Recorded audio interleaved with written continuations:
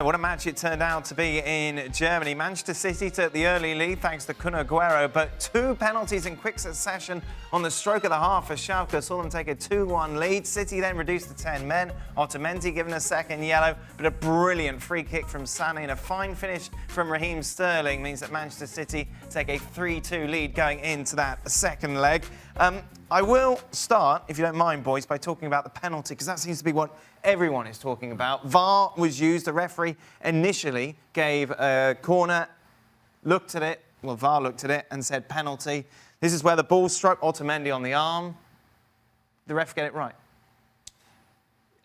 Well, both refs, because the reason he told, the VAR told the referee to go and view it is because he thought it was a penalty as well. So he was unable to view it because we had technical difficulties. All right, with the monitor. That's right. Sorry. That's all right. It didn't take very long to sort it out.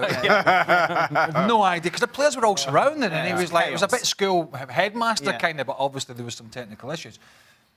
The ball was hurtling towards the goal from a distance away.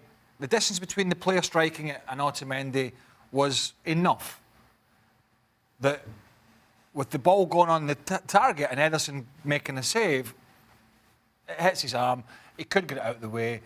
He tried to get out of the way, though, didn't he? Well, he didn't get it out of the way quick enough. And you can, in a split second, you can move your arm. The problem here, and I'll keep repeating this, is the ways the laws are written. Right. And I've heard referees talking about it on radio shows and stuff, how his mates at IFAB or whatever it is, God knows what you do when you go there. Well, that's another story. But they've got to get this written properly because it's so subjective. Because they keep using the thing, well, there was no intent. But most penalties you see given, there was never any intent. Yeah. But so what do you do? Give a lie detector test? You know, it's kind of impossible to decide. I think, no, but it's true, though, isn't it? Once you put that sort of wording in. For God's sake, Mr. Hislop.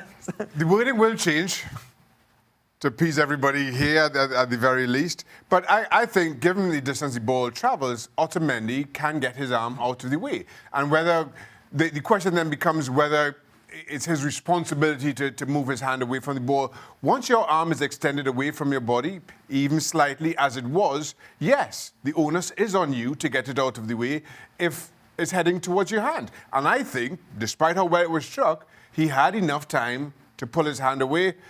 He didn't, and as a result, I think the referee got it right. 100% a penalty, and whoever takes a look at this video and says otherwise, they are kidding themselves. There is clearly a distance between Caligiuri and Otamendi. Enough distance for him to react. And oh, by the way, if he doesn't hit his arm, who's to say that that ball doesn't go in the back of the net? So are we trying to project what may happen, what could happen, what the intent was, what the intent wasn't? The truth of the matter is that it impacted the play in a way in which you have to call a penalty once you see that replay. I think the referees, they should just go down a route along the lines of if it hits your arm, it's a penalty kick. Right. If there's enough of a distance there. Right. Right. So if it's from say 2 yards and there's enough pace on the ball, then no.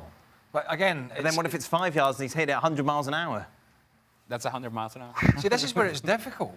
Well, right. Let's talk about the game. All right. How do we assess City? Untidy at the back. And I said yesterday, and I think most people would say the same. The only thing against a side that are nearer the bottom of the Bundesliga than the top, was complacency and basic errors. Now, he made a change to the system again, which is fine. He's got some injuries. He played 3 at the back. He got caught out a little bit. They were gifted a goal, by the way, by Schalke, so that's another bonus for them. But I thought sloppy at the back, some bad decisions, crazy sending off, crazy pulling back from Fernandinho, but gritty as hell to get back in the game, and the quality came through. And when Otamendi gets sent off, I thought they actually looked more comfortable just getting a few more men behind the ball, and Vincent Kompany comes in, and he's a leader, and he can organise and talk to people and calm things down, and then scored a great goal. And then one of my favourite players at the moment, Raheem Sterling, with a great finish, good finish, to seal the deal. And it wasn't a free kick either. The red card seemed to have gotten the attention of Manchester City. Whereas before it was a sloppy passing and turnovers and moments in which they could have taken advantage of opportunities and they didn't. The final ball wasn't quite there. After the red card, everybody seemed to say, okay, wait a minute. We can't just lose this game, are we? Leroy Sane comes off the bench. Credit to him. He could have been sulking and saying, well, how come I'm not playing? Unbelievable free kick. How come I'm not playing? I'm here playing against my former team. This could have been the opportunity of a lifetime. Why am I not on the field? Well, he came on the field and scored a free kick. Tremendous free kick it was. And the point of Raheem Sterling. It's a testament to Pep Guardiola and getting the confidence and the quality of this player to rise up to a certain level. But it's also a testament of Raheem Sterling of understanding what his shortcomings have been over the course of his career, addressing those shortcomings and becoming the player he has become. Tremendous finish. Is it a concern, though, you can see 2 goals against a team like Schalke? It can be, yes.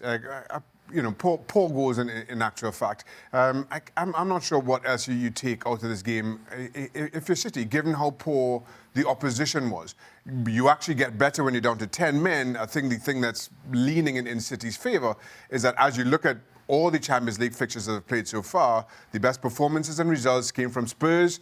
I think City are a far better team than Spurs, and PSG. We've seen PSG capitulate in this competition in years gone by. City can get better, but still, as far as this game goes, you take the win, but I don't think you learn an awful lot. Let's hope that was their off night, from their perspective, against a poorer team. Because last year they had, and we're now at the knockout stage, so you don't really get much of a chance to resolve the issue. They had a bad night at Anfield last year against a quality side, and they couldn't claw that back. They had a poorish night defensively tonight, but they were playing a poorish team, so they got away with it. Won't get away with it against the best in this league.